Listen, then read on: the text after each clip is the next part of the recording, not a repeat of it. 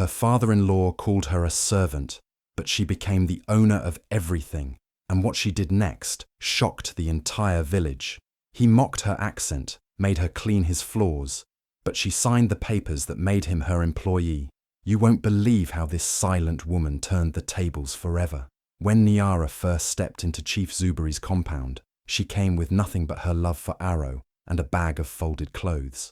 Her feet were dusty from the village road, her dress simple, but her heart was full of hope. Aro held her hand tightly as they approached the grand gate, but inside, he was nervous. He knew his father, Chief Zuberi, would never accept her. Zuberi was a man of wealth, pride, and power. He wore fine robes, spoke only in commands, and looked down on anyone without money or title. To him, Nyara was a mistake, a village girl with no class, no connections, and no worth. From the moment she greeted him with a respectful bow and called him Baba, Zuberi's eyes narrowed. He didn't return her greeting. Instead, he turned to Aro and said, "This is the girl you married?" As if Nyara wasn't standing there. Nyara smiled gently, hoping to win him with kindness. But Zuberi had already made up his mind. To him, she was a servant who got lucky. Within days, Zuberi made her position clear. He told the house staff not to serve her. If she wanted food, she had to cook it. If guests came, she had to serve them. When relatives visited, Zuberi introduced her as the village girl Aro married out of pity. He even laughed as he said it. Aro stayed silent. He loved Nyara, but his fear of his father chained his tongue. Nyara never answered back. Every morning she woke early, swept the compound, cooked breakfast, and prepared tea, sometimes for people who wouldn't even look her in the eye. She did it all with grace. But every time Zuberi threw insults, every time he made her feel small, something inside her grew stronger. She didn't argue. She watched. She listened. She smiled. What Zuberi didn't know was that Nyara wasn't just some uneducated village girl. Before marrying Aro, she had studied economics at a respected school in Dakar on a full scholarship. She had paused her career for love, believing in family and sacrifice. But Zuberi never asked. He never cared. He saw dust on her feet and assumed she had no value. One afternoon, while Nyara served palm wine to a group of business guests, she overheard Zuberi laughing. "My son married a servant," he told them. "She's not a wife. She's just another helper in my house." They laughed with him, loud and cruel. Nyara stood silently, holding the tray, her heart burning but her face calm. That night, she didn't cry. She sat in silence and made a decision. She would not remain the girl Zuberi thought she was. She would rise, but she would rise without noise. Nyara didn't shout. She didn't fight.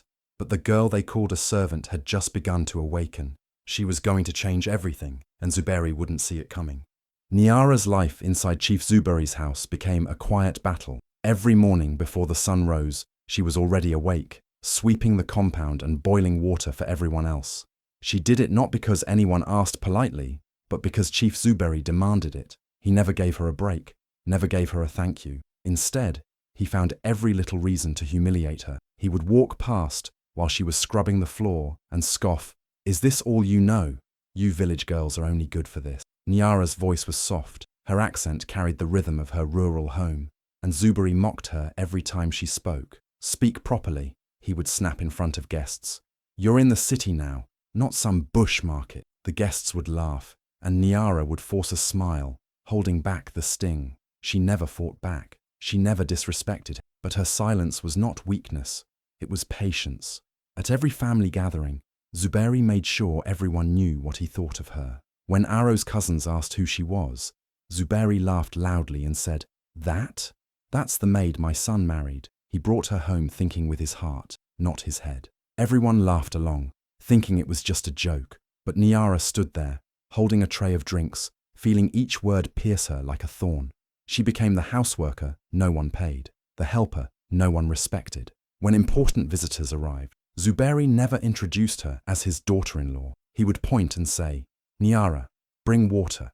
Nyara, serve the food." She became invisible in her own home. Even the younger cousins spoke down to her because Zuberi treated her like she was nothing. It was as if she didn't exist except to clean and serve. Aro tried to comfort her at night. He told her to be patient, that his father would come around. But Nyara had already stopped hoping. She no longer waited for Zuberi's approval. What she wanted now was to endure, silently, smartly, without showing her pain. She began to observe everything: the names of the business partners who visited, the kind of deals Zuberi talked about on the phone, the schedule of the cargo trucks. She kept her ears open and her mind sharp. Zuberi, however, stayed blind to who she truly was. To him, Nyara was a mistake that embarrassed his status.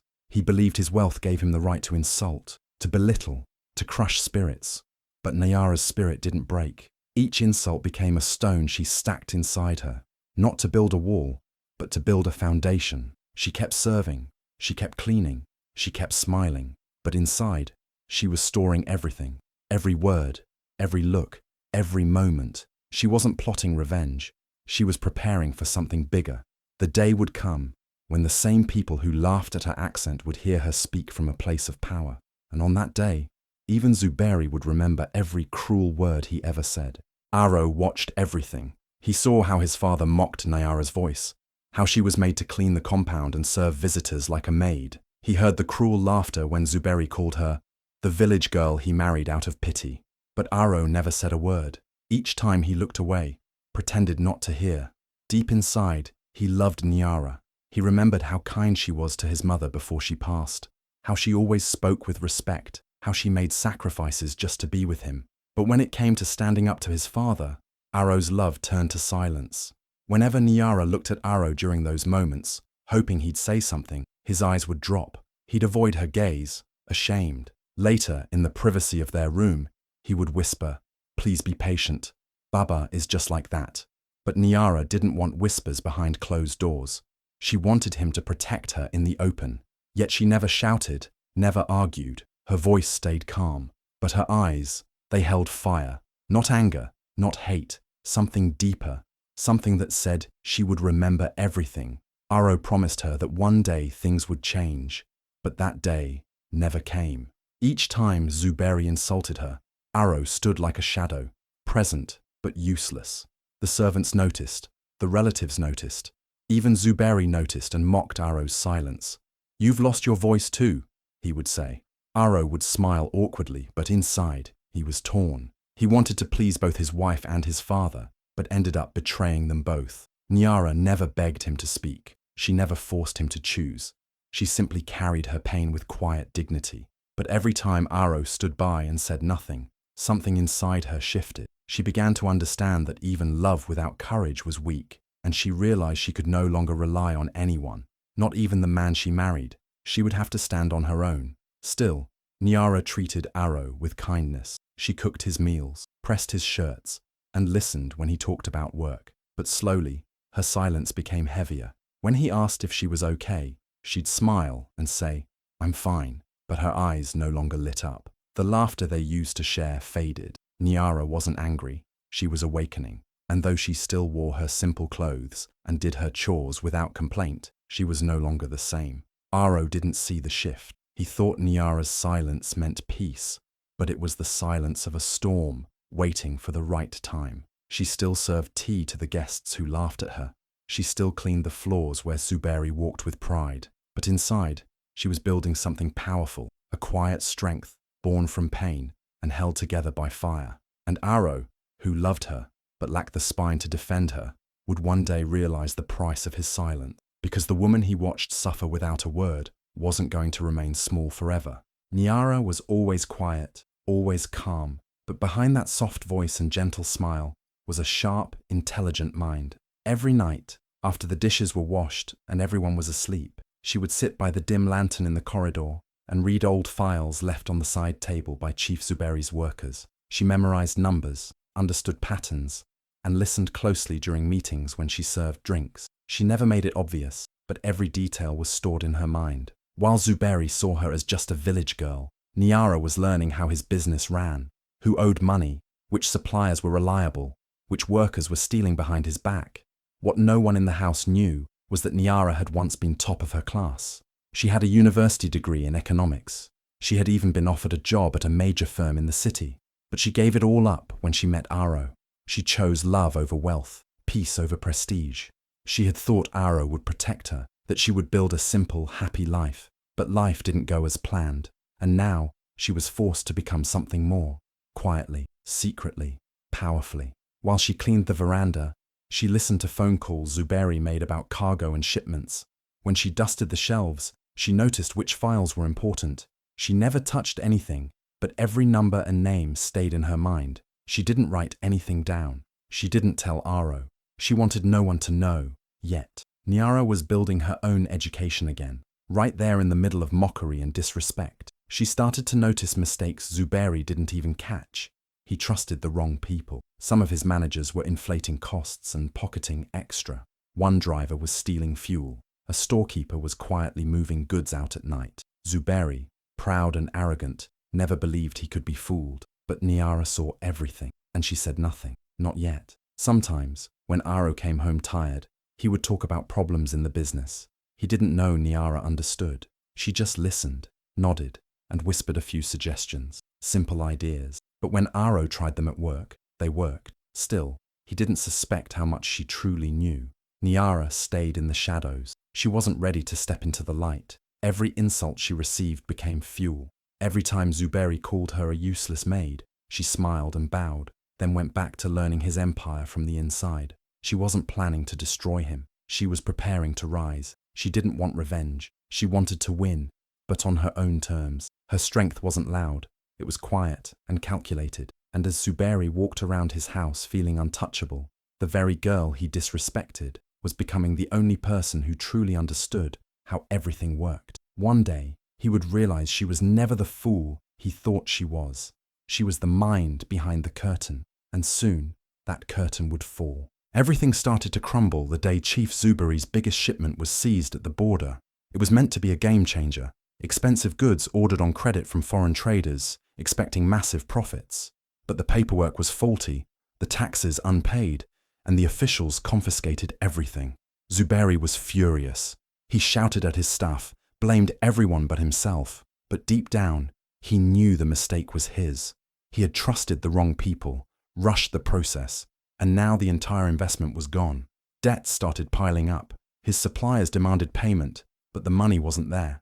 His workers grumbled about delayed salaries.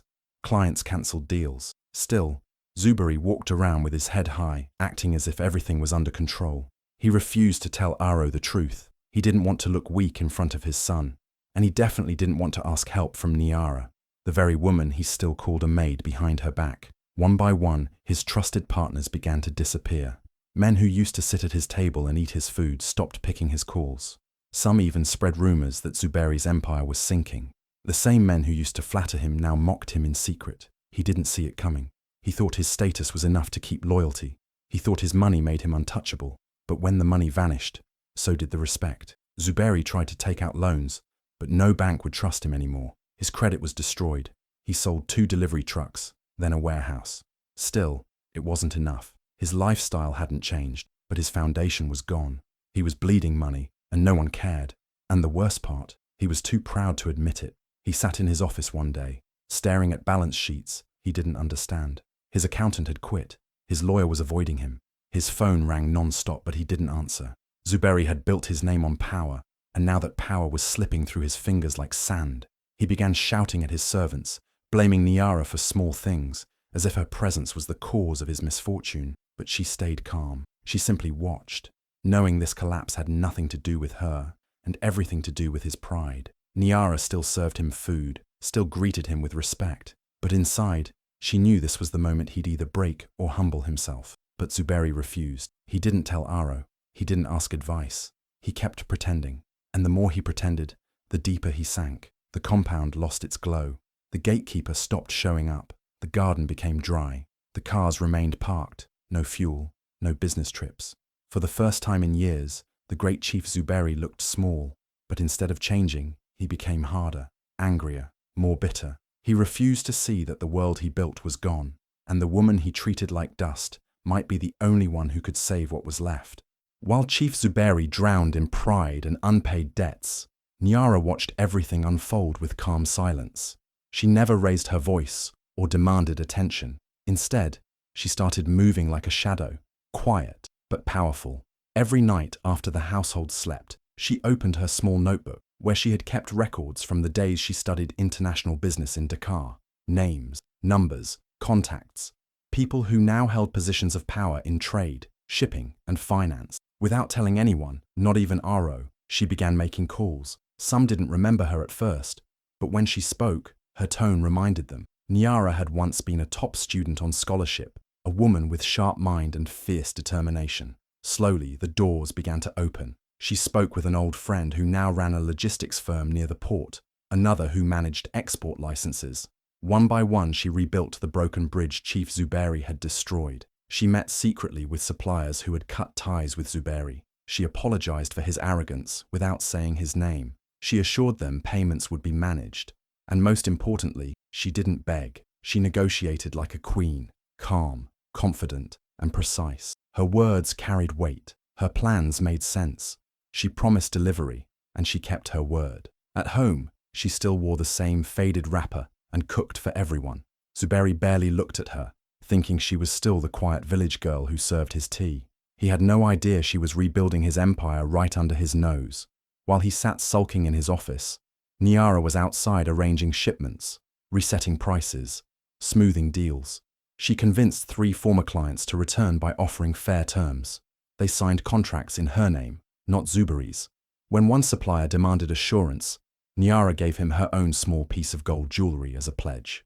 That gold necklace was the only inheritance she had from her mother. She didn't hesitate. The deal went through, and within days, a fresh shipment arrived in town. Goods that were thought lost were moving again. Business started to stir. The staff noticed small changes. Money came in. Bills were paid. Fuel returned to the generators. But no one could explain how. Aro assumed his father had found a way. Zuberi, confused but too proud to ask, remained silent. He had no idea that Nyara, the same woman he had once mocked for her accent and background, was now controlling the veins of his business. She never bragged. She never reminded anyone of what she had done. But the phone rang more now, and people asked for Madame Nyara. She met them behind closed doors, signed papers with a steady hand, and kept the books in perfect order. Zuberi's empire was slowly rising again, but this time, not on his name. It was Nyara, the Shadow Queen, who breathed life back into what was dying, and she did it not with noise, but with brilliance, courage, and quiet power. Chief Zuberi sat in his office, surrounded by dusty files and unopened letters. His pride had become a prison, locking him away from the truth. Debts were rising, partners had vanished, and yet, somehow the business was breathing again. Goods were moving, money was trickling in, but Zuberi couldn't explain how. Every time he tried to question it, someone told him, a solution is in place, but no one ever named the person behind it. One day, a lawyer from the city visited the compound with a business proposal. He explained that a silent investor had stepped in to save the company. The deal was simple. Zuberi had to sign over ownership temporarily to this investor so that official transactions could be completed legally. The investor would manage the accounts, secure new deals, and pay off the urgent debts. Zuberi hesitated. He felt insulted. How can I hand over what I built with my bare hands? He asked. But the lawyer laid out the numbers. Without this move, the business would collapse within 2 weeks. There were taxes overdue. Suppliers were threatening legal action. Zuberi swallowed his pride and asked, "Who is this investor?" The lawyer smiled and replied, "She prefers to remain anonymous until the structure is stable." Zuberi's face hardened. He hated being kept in the dark, but he was out of options. Later that evening, Aro brought the papers into the house. "Baba, it's the only way," he said softly. Zuberi looked at his son, then at the woman serving them tea, Nyara. He didn't even notice the quiet confidence in her eyes. With trembling hands, Zuberi signed the documents. He thought he was handing over power to a stranger, not realizing he had just placed the entire empire into the hands of the one person he had always underestimated. After signing, Zuberi sat alone in his room, still unaware that Nyara had orchestrated everything. He told himself he was just buying time, that he would get his company back. Meanwhile, Nyara, now the legal owner on paper, didn't celebrate. She didn't change her behavior or walk differently. She went back to the kitchen and prepared dinner like she always did. But something had shifted. Suppliers now answered her calls with urgency. Clients addressed her as Madam. Contracts bore her name. Money flowed directly into the accounts she managed. She paid the workers on time. She balanced the ledgers. The company began to grow stronger, leaner, more respected. She cleaned the mess Zuberi had made, without ever shaming him. The village started whispering. Who was this mysterious woman behind the recovery? Traders respected the firm again. Customers returned. A few staff began to suspect, but Niara remained quiet, never demanding attention. Zuberi, still blind to the truth, believed fate had sent a miracle. In reality, the miracle was already in his house, dressed simply, speaking softly, and holding the empire in her steady hands. And the signature he had made in desperation had unknowingly crowned Niara as the true ruler of everything he once owned. The day of the investors' meeting arrived with heavy air. Important men in long suits and women in sharp heels filled the conference hall. Reporters waited outside, cameras ready.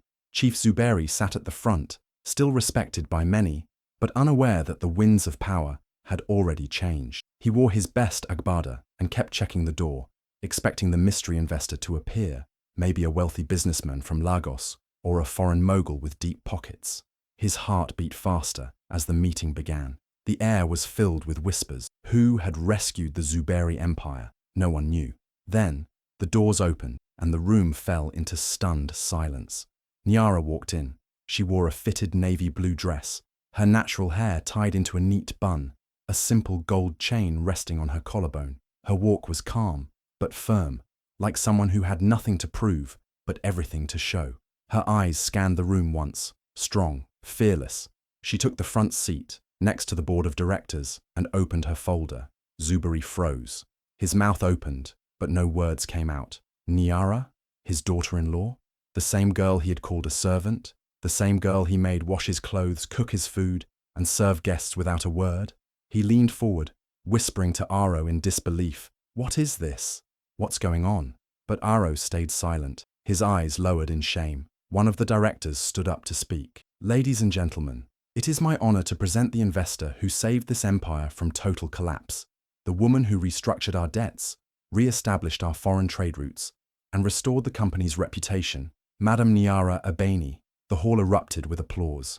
Some gasped, others simply stared. Niara stood, nodded gently, and began her presentation. Her voice was clear, steady, and commanding. She explained the company's previous losses, the rescue plan, and the new growth strategies. Investors leaned in. Journalists scribbled quickly. Niara was not just educated, she was brilliant. Zuberi sat like stone. His hands shook. He could barely breathe. Each word Niara spoke was a reminder of how deeply he had misjudged her. This wasn't a lucky village girl. This was a trained economist, a graduate of Dakar Business School, a woman who chose love over luxury and power over pride. After the meeting, people lined up to greet Niara. "You saved the company," one investor said. "We'd like to fund your next venture," another offered. Zuberi stayed seated, his pride crushed. No one paid him attention now. All eyes were on the woman he had once treated like a maid. Niara didn't look at him with hate. She didn't show revenge. She only smiled, calm and graceful, and walked past him as the cameras followed her. That day, the village saw a new queen rise, and Zuberi realized too late. He had not just lost control of the company, he had lost all respect. Niara, the girl he once mocked, now owned everything, including the future. After the investors' meeting, the whole town was buzzing about Niara's incredible rise. The woman once mocked as a mere servant had become the savior of the empire. Chief Zuberi, once proud and untouchable, now faced the crushing weight of his mistakes. His name was whispered with pity rather than respect. One evening, unable to bear the shame and the truth, Zuberi came to Niara's office. The grand man who once ruled with iron fists now looked small and fragile. His shoulders slumped, eyes filled with regret. Without a word, he sank to his knees before her. The proud chief was begging for forgiveness from the woman he had humiliated and ignored for years. "Niara," he whispered, voice trembling, "I was blind. I judged you without knowing who you truly are. I was wrong to treat you like a servant in my own home. Please forgive my pride and cruelty. You have saved us all." Niara looked down at him, her expression calm but firm. Years of pain and humiliation had not hardened her heart, but they had given her strength. She knew forgiveness was a choice, not a duty. After a long pause, she spoke softly. "Chief Zuberi, your apology is a start, but respect is earned, not demanded." Instead of turning him away completely, Niara offered him a chance to redeem himself in a new way. She gave Zuberi a respectful position in the company, a role fitting his experience, but no longer the ruler of the empire. It was clear that the old ways of arrogance and control were over. Nyara's leadership marked a fresh start for the business and the family. However, Nyara made one thing clear. She would never return to live under Zuberi's roof. That home had been a place of cruelty and disrespect. Now, she owned everything, and her life was no longer tied to his approval or presence. She moved into a new house, a symbol of her independence and strength. The village watched as the once mighty chief humbled himself. People admired Nyara's grace and forgiveness, but also respected her boundaries.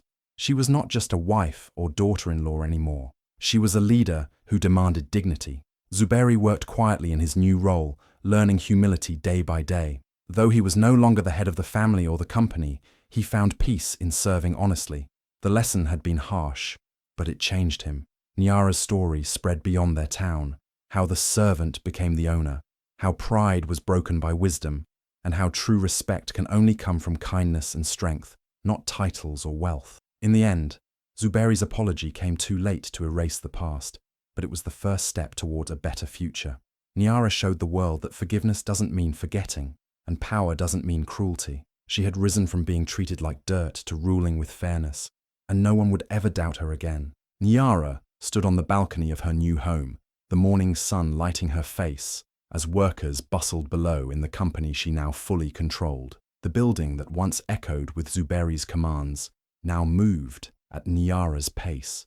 Every decision, every policy, every deal now bore her signature. The woman who once served tea in silence was now the one every executive stood up for when she entered the room. Her days were filled with strategy meetings, international calls, and expansion plans. Yet she always made time to walk through the factory floors, greet the staff, and listen to their concerns. She hadn't just inherited an empire, she rebuilt it with her own vision. One built on fairness, discipline, and quiet strength. Workers who once bowed before Zuberi now stood proudly before Nyara, not out of fear, but deep respect. Zuberi, once the feared patriarch, now came to work early and left late, always careful to greet Nyara first. He wore humility like a second skin, carrying out his duties with care. He knew this was no longer his world to command. The empire now belonged to the woman he had once mocked, and she ran it better than he ever had. Aro, her husband, watched silently from the side. He had married a village girl, but now stood beside a powerful woman. Though guilt often shadowed his eyes, Nyara never let bitterness poison her heart. She did not need revenge. Success was enough. Her strength had spoken louder than any words or confrontation. The village that once whispered behind her back now proudly told her story. Parents used her name when teaching their daughters the power of patience, knowledge, and quiet dignity. Traders from all over sought her business advice. Her journey became a symbol, not just of rising from insult to glory, but of staying true to oneself even when surrounded by scorn. But Nyara never boasted. She never threw her success in anyone's face, except once. During a board meeting, Chief Zuberi mistakenly addressed a financial concern. Assuming Nyara would need help, she smiled, took the pen from the table, and with calm confidence said, "The girl you once called a servant now signs your paycheck." Silence fell over the room. Zuberi looked down, nodded once, and said no more. It was a moment that summed up the entire journey. She didn't scream. She didn't seek revenge. She simply rose and let the world watch. Nyara's story reminds us that being underestimated is not a weakness, but a quiet power waiting to rise. That strength doesn't always roar. It sometimes speaks with calm and action, and that those who are laughed at today may become the very people everyone will depend on tomorrow. She was no longer the village girl they looked down on. She was now the owner of everything and the architect of her destiny. If this story touched your heart, then take a moment to reflect. How many Nyaras do we walk past every day, judging their clothes, their accents, their silence? How often do we dismiss people simply because they don't fit our image of success? Nyara's journey is not just about rising from the ashes. It's about quiet strength, silent intelligence, and the power of patience. It reminds us that no one should ever be treated as less because of where they come from. She was mocked, she was used, she was ignored. Yet she chose grace over hate, wisdom over revenge, and power over pride. In the end, she didn't just win a company, she won respect. She showed us that true royalty doesn't need a crown, it needs character. If you believe in the power of silent fighters, if you believe kindness is strength, if you believe in second chances and poetic justice, then don't let Nyara's story end here. Like this video if you believe no one should ever be underestimated. Share it with someone who needs to be reminded of their worth. And subscribe to our channel for more powerful African tales that inspire, teach, and heal. Thank you for watching. Your support helps us tell more stories that the world needs to hear, because somewhere out there, another Nyara is waiting for her moment to rise. Let's be the ones who believe in her.